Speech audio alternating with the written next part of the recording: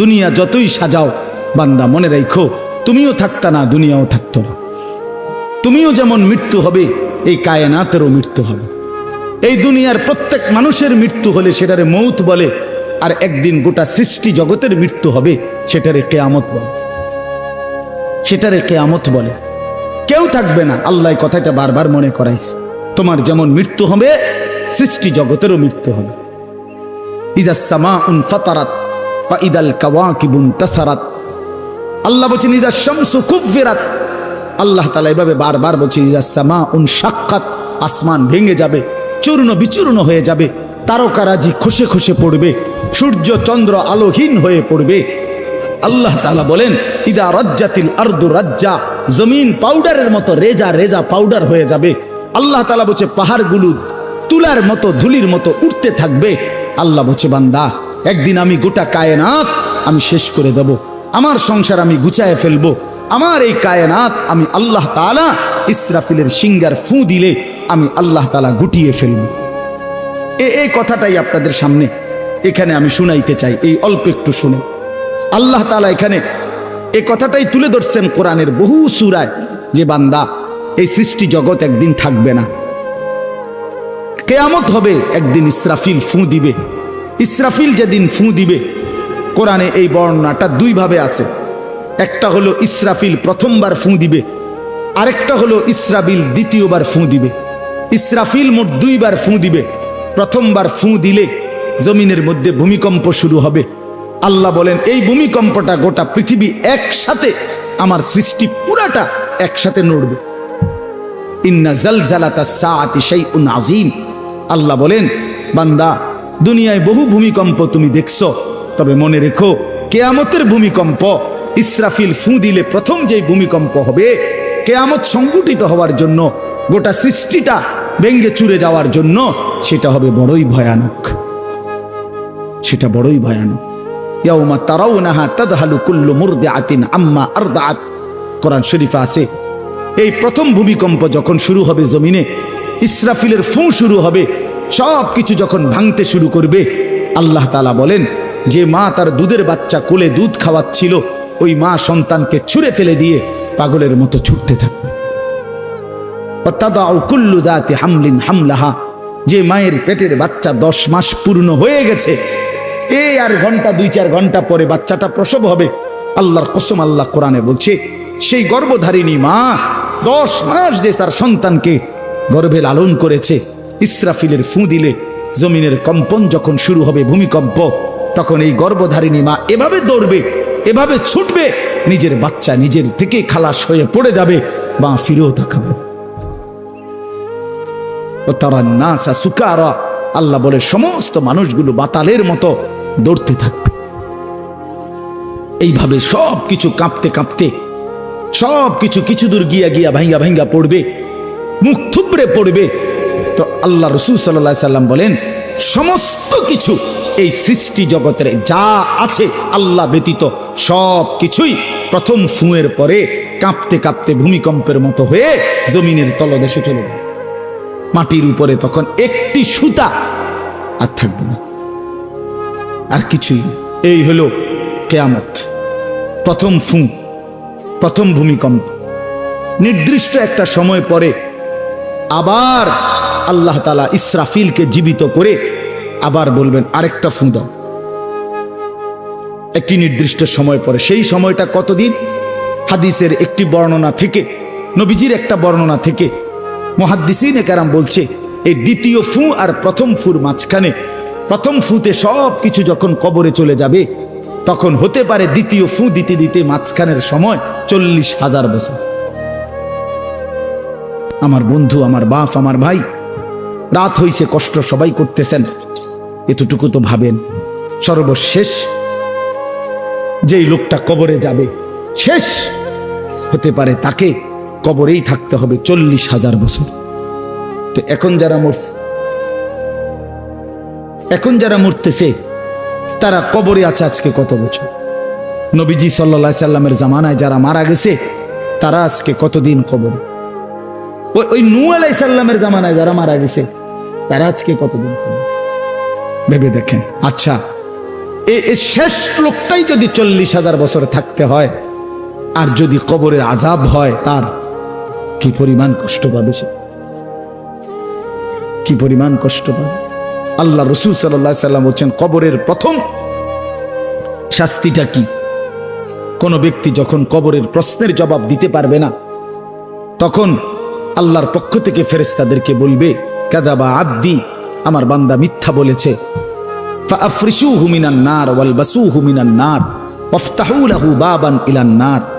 আল্লাহ বলবে ফেরেশতাদেরকে, ফেরেশতারা আমার এই নাফরমান বান্দার কবরের মধ্যে জাহান্নামের বিছানা বিছিয়ে দাও, আগুনের পোশাক পরিয়ে দাও, আর জাহান্নাম বরাবর তার জন্য একটা দরজা খুলে দাও।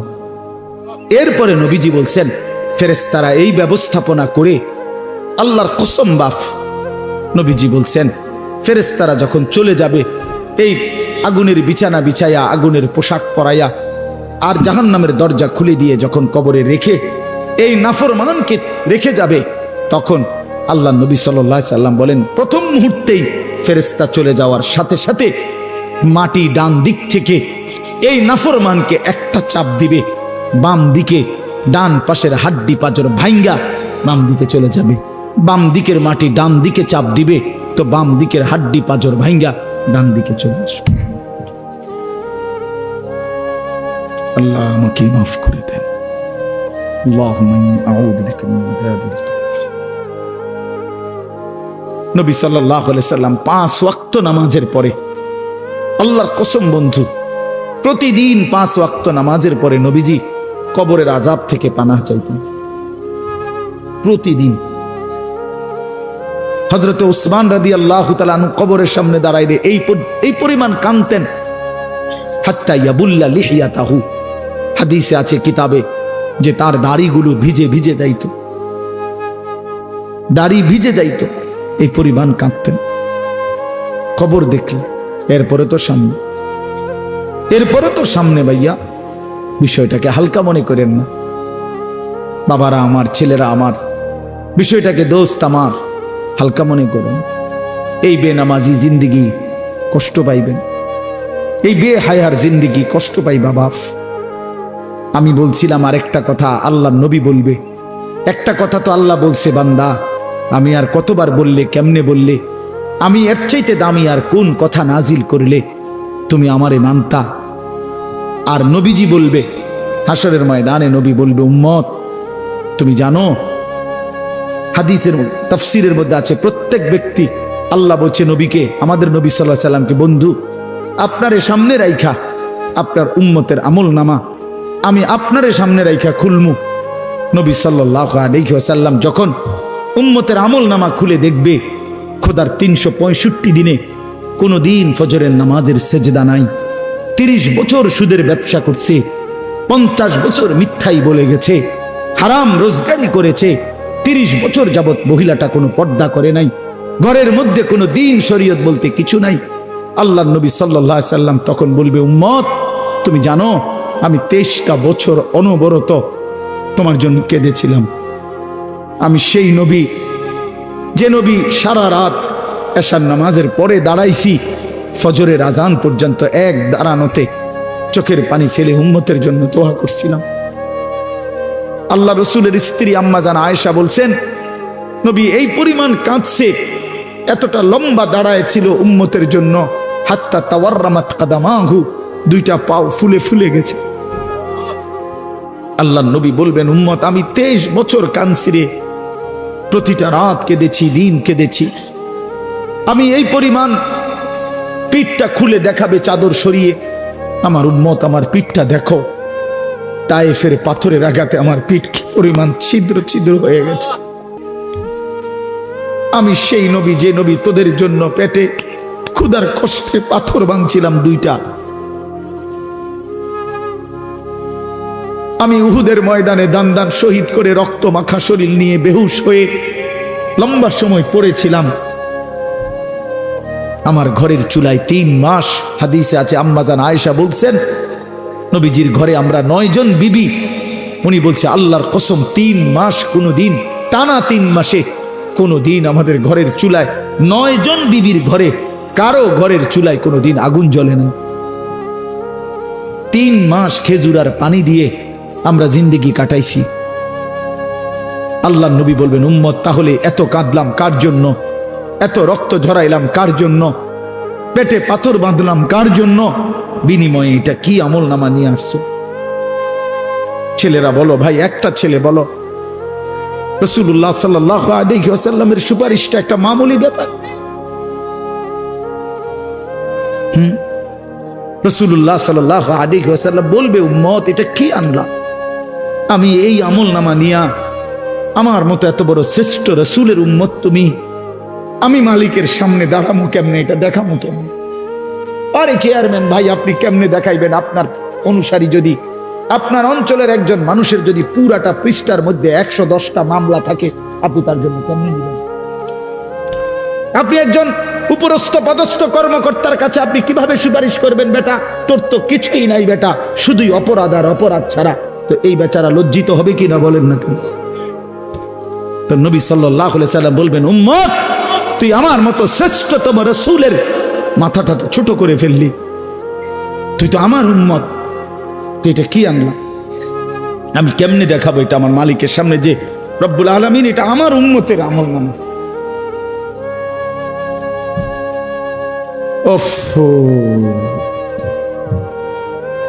চলেন ভাই,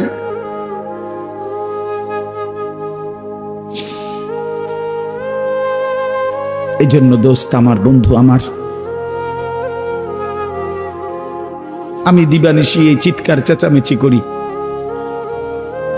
এই আহাজারি আমার অনেক দিনের। মুসলমানের সন্তান ফিরবে, নওজোয়ানরা ফিরবে, মুসলমানের যুব সমাজ নামাজ পড়বে, আল্লাহরে চিনবে, এটাই আমার স্বপ্ন, এ আমার দিলের তামান্না। কারো প্রতি আলহামদুলিল্লাহ এখন আর দিলে শত্রুতা রাখি না, কারো বিরোধিতা, কারো প্রতি হিংসা করার কোনো সময়ও নাই, বিশ্বাস করেন, একদম সময় নেই, সময়ই তো না। আমি জুমার নামাজ পড়াইছি ঢাকা মোহাম্মদপুর আদাবর, আমার জুমা, ওইখান থেকে আমি জুমার পরে রওনা দিয়া মাগরিবের পরে রোয়াচালা বয়ান করছি, এশার একটু পরে ওই মুসাগারা বয়ান করছি, এরপরে এখানে এসে বয়ানে বসছি, শুধু অজু করছি, শুধু অজু, শুধু সময় বাঁচানোর জন্য মসজিদের খানাটা খাই নাই, হোটেলে, পথের একটা হোটেলে মদনপুর পার হয়ে আইসা অল্প কয়টা ভাত খাইছি।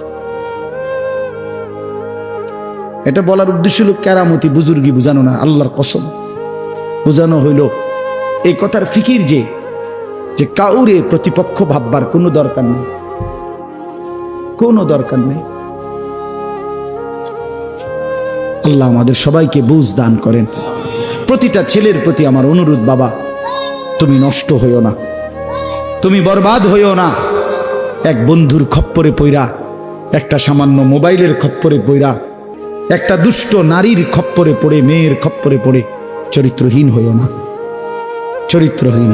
আল্লাহ তাআলা মানুষকে যেই চাহিদা দিছে সেটা পূরণের বৈধ ব্যবস্থাও দিছে। মানুষকে আল্লাহ তাআলা তৃষ্ণা দিয়েছেন, তো তৃষ্ণা নিবারণের জন্য পবিত্র হালাল পানীয় আল্লাহ তাআলা দিয়েছেন। মানুষকে আল্লাহ তাআলা ক্ষুধার চাহিদা দিয়েছেন, তো হালাল খাবারও আল্লাহ তাআলা দিয়েছেন। তো মানুষের লজ্জাস্থানের যেই চাহিদা, শাহওয়াত, যৌন চাহিদা, এটা আল্লাহ তাআলা দিয়েছেন, তো এটা পূরণের জন্য হালাল স্ত্রী আল্লাহ প্রত্যেক পুরুষের জন্য ব্যবস্থাও রেখেছেন। কেন নষ্ট হইবে? চরিত্রহীন হইবা কেন? উলঙ্গ ছবি আর নর্তকীর পিছনে জীবন শেষ করে দিবা কেন? কি দুঃখে বন্ধু নষ্ট হইলা বলো? অনেক ছেলে তো এখানে বসছো মাশাআল্লাহ, কিন্তু অনেক ছেলের চেহারা দেখলেই বোঝা যায় ভাইয়া নামাজ পড়ো না, চেহারায় সেজদার চিহ্ন নাই। দোস্ত আমার, চিহ্ন নাই। আল্লাহ আমাদেরকে মাফ করে দেন। তো আল্লাহ তাআলা বলেন, ইসরাফিলকে আল্লাহ দ্বিতীয়বার উঠাবে, উঠাইয়া বলবে, ইসরাফিল আবার ফুঁ দাও। এই আবার ফুঁ দিলে এবার আবার জমিন কাঁপতে শুরু করবে দ্বিতীয়বার। তো প্রথমবার ফুঁ দেওয়াতে জমিন কাঁপতে কাঁপতে সব কিছু কই গেছিল? নিচে, মাটির নিচে। মাটির উপরটা কি? খালি, ফাঁকা না? এইবার দ্বিতীয়বার যখন ইসরাফিল ফুঁ দিবে, মাটি কাঁপতে কাঁপতে ভূমিকম্প শুরু হলে এবার জমিনের সমস্ত কিছু ভিতরে যেগুলো ছিল সব কিছু জমিনের উপরে উঠে আসবে, একেবারে একটা সুতা সহ। গরু, ছাগল, মানুষ, জিন, স্বর্ণ, রৌপ্য, হীরা, মণি, মুক্তা, জহরত, সব সব সব, শুধু মানুষ না, একেবারে সব কিছু, একেবারে আদম আলাইহিস সালামের জামানা থেকে ইসরাফিলের ফু পর্যন্ত যত কিছু মাটির তলে গেছে সব মাটির উপর উঠে আসে। ইদা জুলজিলাতিল আরদু জিলজালাহা, আল্লাহ তাআলা বলেন এই দ্বিতীয়বারের ভূমিকম্প জমিনে যখন হবে, ও আখরাজাতিল আরদু আসকালাহা, জমিন তার তলদেশ থেকে তার ভেতরে যা কিছু বোঝা জমিনের মধ্যে ছিল সব কিছু সে জমিনের উপরে তুলে দিবে। তুলে দিলে তখন তাফসীরের মধ্যে আছে এই যে স্বর্ণ, রৌপ্য, মণি, মুক্তা, টাকা পয়সা, হীরা, জহরত, অর্থ সম্পদ, এগুলোর স্তূপ থাকবে। আশ্চর্য কথা শোনেন, সরাসরি হাদিসে আছে, নবীজি বলছেন এই স্বর্ণ, রৌপ্য, মণি, মুক্তাগুলো তখন আল্লাহর কুদরতে কথা বলবে। এইগুলা, এই অর্থ সম্পদগুলা, মানুষের যে অর্থ সম্পদ, এগুলো কথা বলবে। কি কথা বলবে? চোরেরে ডাক দিবে, আইনা সারিক, এই চোর, এদিকে বাটফার, এদিকে এই সম্পদের জন্য চুরি করেছিলি, আজ যা দরকার নেই। আইয়ুহাল কাতি, এই ডাকাত, এদিকে এখান থেকে নে, এই সম্পদের জন্য ডাকাতি করছি, নে এখন নে। সরাসরি হাদিস আছে, রাসূলুল্লাহ সাল্লাল্লাহু আলাইহি ওয়াসাল্লাম বলছেন এই অর্থ সম্পদ ডাক দিয়া বলবে, হে আত্মীয়তার সম্পর্ক ছিন্নকারী বেঈমান, এদিকে এই সম্পত্তির জন্য আপন ভাইকে বঞ্চিত করছিলি, আপন চাচাকে বঞ্চিত করছিলি, আপন ভাতিজারে বঞ্চিত করছিলি, এর জন্যই আত্মীয়তার সম্পর্ক ছিন্ন করেছিলি, এখন নে যা লাগবে নে, হারাম কর এখন নে, সুদখোর কত টাকা দরকার তোর এখন নে। আল্লাহর কসম, মানুষ পাগল হয়ে যাবে, অবাক হয়ে যাবে। আর এটা কি? এই এরপরের আয়াত, ওয়াকালাল ইনসানু মা লাহা, লোকেরা বলবে এটা কি হলো, আরে এটা কি কারবার, এগুলো কথা কয় কেমনে, এগুলো কয় কি, এগুলা মানুষ সব অবাক হয়ে যাবে, বলবে একে অপরে মা লাহা, জমিনের কি হলো, এগুলোর কি হলো, এগুলো কথা বলছে কেন, এগুলো কি বলতেছে এগুলো? অর্থাৎ কেউ তো কিছুই নিবে না, নিবে কিছু, কথা বলেন না কেন কারো কোনো। তো এবার আল্লাহ বলেন ইয়াউমা ইদিন তুহাদ্দিসু আখবারাহা, আল্লাহ বলে বান্দা অর্থ সম্পদগুলো কথা বলছে দেখে অবাক হইলা, এখনো না দেখবা আসল খেলা, এখনো না দেখবা মেন খেলাটা, যে এখন দেখবা তোমার পায়ের নিচের জমিন, তোমার পুরা জিন্দেগির ভালো মন্দ সমস্ত কিছু তোমার সামনে আমি আল্লাহর সামনে বলে দিব। এখন শুনবে, এই জমিন তোমার ভালো মন্দ কথা বলবে। ইয়াউমা ইদিন তুহাদ্দিসু আখবারাহা, তোমার প্রতিটা মিনিট সেকেন্ড একাকী প্রকাশ্য, ঘরে বাহিরে, লোকালয়ে, আলোতে, অন্ধকারে, রাত গভীরে, দিনের আলোতে, তুমি যা ভালো করেছো তাও বলবে, তুমি যা মন্দ করেছো তাও বলবে। রাত গভীরে তাহাজ্জুদের নামাজ পড়ছিলা, এই জমিন এখন বলবে রাত গভীরে জিনা ব্যভিচার, মদের আড্ডা, জুয়ার আড্ডায়, নারীর আড্ডায় পড়েছিলা, এটাও এখন বলবে। শুনবে, এখন শুনবে। তখন লোকেরা বলবে হায়, জমিন কেমনে কথা বলে, সম্পদ কেমনে কথা বলে। তো আল্লাহ বলেন বিআন্না রাব্বাকা আওহা লাহা, এজন্য বলে যেহেতু আল্লাহ তাআলা আদেশ করেছে। আল্লাহ আদেশ করলে তার গোটা সৃষ্টি কথা বলে, তাহলে মূলত জিহ্বায় কথা বলে না, আল্লাহ আদেশ করলে গোশতের এই টুকরাটা কথা বলে। নাহলে যেই লোক, আপনারা কোনো বোবা দেখছেন, কথা বলেন না, বোবা মানুষ দেখছেন কখনো? তো বোবা মানুষের তো জিহ্বা নাই, ঠিক না? আছে না? আছে কিনা বলেন না? তো হে কথা কয় না কা, কথা বলে না কা কেন, মানে কথা বলে না কেন, মানে জিহ্বা তো আছে কিন্তু কথা বলে না কা। বুঝা গেল কি? আল্লাহর হুকুম হলে কথা বলে। যে কানে শুনে না, তার এখান দিয়ে এরকম কান নাই, তো হে শুনে না কান, তাহলে কানে দিয়ে শুনে না, আল্লাহর হুকুম হইলে শুনে। যে অন্ধ, সে তার কি এরকম চোখ নাই, তো হে দেখে না কা। মূলত আল্লাহর হুকুম হলেই চোখে দেখে, নাইলে দেখেন। তো ঠিক আল্লাহর হুকুম হইলে গোশতের এই টুকরাটা যদি কথা বলতে পারে, আল্লাহর হুকুম হইলে গোটা সৃষ্টিও কথা বলতে পারে, গোটা সৃষ্টিও কথা বলতে পারে। এবার আসেন এই শেষ ইয়াউমাইদিন ইয়াসদুরুন নাসু আশতাতাল লিয়ারাউ আমালাহুম, ফেরেশতারা সমস্ত মানুষকে দলে দলে দলে দলে গ্রুপ গ্রুপ করে ভাগ করে দিবে। আর এই ভাগে ভাগে লোকেরা নিজেদের পুরা জিন্দেগির আমলনামা দেখার জন্য, নেওয়ার জন্য নির্দিষ্ট জায়গায় যাবে। ফেরেশতারা বলবে যান, সামনে যান। সামনে গেলেই আপনার আমলনামা আপনি আপনার হাতে পাবেন, আপনি পড়বেন, আপনি দেখবেন, যান ওইখানে ফাইল দিতেছে, যান সবাই যান। এই দলে দলে মানুষ যাবে। এইবার আমলনামা যখন হাতে দিবে, আল্লাহ তাআলা বলেন ফামান ইয়ামাল মিসকালা যাররাতিন খায়রান ইয়ারা, এক বিন্দু ভালো যে করেছে সে তাও দেখতে পাবে। ওমান ইয়ামাল মিসকালা যাররাতিন শাররান ইয়ারা, এক বিন্দু মন্দ যে করেছে সে তাও দেখতে পাবে। প্রতি সেকেন্ড, প্রতি ঘন্টা, প্রতি মিনিট, প্রতি মুহূর্ত, প্রতি লামহা, প্রতি জাররা সে দেবে। জাররা এই শব্দটা হলো কোরআনের, এই শব্দটা একটি এতটুকু পরিমাপ তাফসীরের মধ্যে লিখছে লা জিনাতা লাহা, যেটার কোনো ওজন হয় না, মাপলে কোনো ওজন আসে না, এত সামান্য। মানে এটা 100 গ্রামও না, 1 গ্রামও না, 1 গ্রামও না, 1 গ্রামের অর্ধেকও না, অর্ধেকের অর্ধেকও না। এটা অণুও না, পরমাণুও না, এটা ইলেকট্রনও না, নিউট্রনও না, প্রোটনও না, কিচ্ছু না। বিজ্ঞান তো এগুলো ভাগ করছে না, ভাগ করে করে আপনার অণু থেকে পরমাণু, পরমাণু থেকে এখন আরো ভাগ করছে। এই ইলেকট্রন, প্রোটন, নিউট্রন এগুলো ভাগ করতে করতে সূক্ষ্ম থেকে সূক্ষ্ম, সূক্ষ্ম থেকে সূক্ষ্ম বিজ্ঞান বাহির করতেছে। কিন্তু জাররা বলে যেটার কোনো ওজনই নাই, কিচ্ছু নাই, এটা এত সামান্য। মানে তুমি যেটারে কিছুই মনে করো নাই, আল্লাহ বলেন ওইটাই তুমি দেখবে, ওইটাই দেখবে। এই জন্য বাপ আমার শেষ রাত গভীরে এই কথাই, আমরা আমাদের একাকী কিংবা প্রকাশ্য, আমরা আমাদের রাত কিংবা দিন, ঘর কিংবা বাহির আড়াল করবার সুযোগ নেই। সুযোগ আছে ভাইয়া? ছেলেরা কাজেই রাতের 3টায় দুনিয়া ঘুমায়, আল্লাহ ঘুমায় না। অশ্লীল ছবি দেখো না। রাতের 3টায় মা ঘুমায়, বাবা ঘুমায়, মালিক ঘুমায় না। রাতের 3টায় মহল্লাবাসী ঘুমায়, কিন্তু আল্লাহ ঘুমায় না। আলাম ইয়ালাম বিআন্নাল্লাহা ইয়ারা, আল্লাহ বলে বান্দা তুমি জানো আমি কিন্তু সারাক্ষণ তোমাকে দেখি। কতক্ষণ? কতক্ষণ? আল্লাহ দেখেন কখন? সারাক্ষণ। এই জন্য আমরা প্রত্যেকে ইনশাআল্লাহ নিয়ত করি যে আমরা আমাদের আখেরাতকে ভাববো, ফিকির করব।